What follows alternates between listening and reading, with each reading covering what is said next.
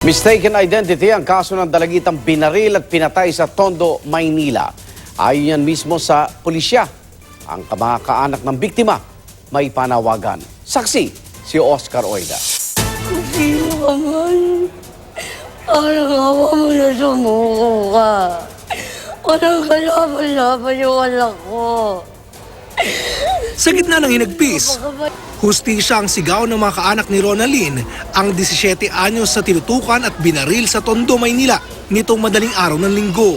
Sa kuha ng CCTV, umu-order lang ng mga kain at nakikipagkwentuhan sa kanyang pinsan si Ronalyn sa isang karinderya malapit sa kanilang bahay. Bigla na lang siyang nilapitan ng isang lalaki na bordado ng tattoo sa braso, balot ang mukha at may baril. Tinutukan siya at ayon sa mga saksi, tinawag si Ronalyn sa pangalang Wannabe. Umalis ang lalaki, pero ilang saglit, bumalik siya at pinaulanan ng bala si Ronalyn. Nakita ko na lang po sinasakay na yung anak ko sa tricycle. Tumakbo po ako. Inabol ko po yung anak ko sa tricycle.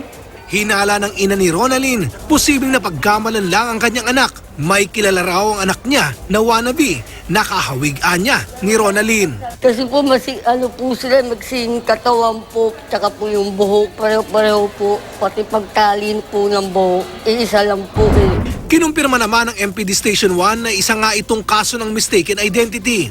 Ayon sa ating impormasyon na natanggap, si Wannabe ay umorder or binagsakan ng ilang bulto, kaso hindi nakapag-remain. Nakikiusap tayo sa kanya na kung maaari ay magpakita siya or sumurrender siya.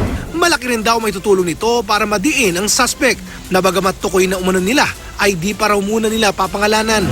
Naaresto naman si Alfie Cubelo na nagsilbi umanong lookout ng gunman.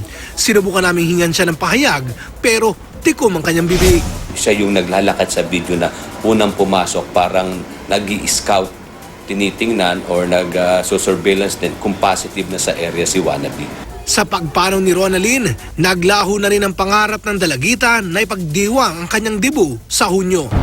Ako si Oscar Oida, ang inyong saksi.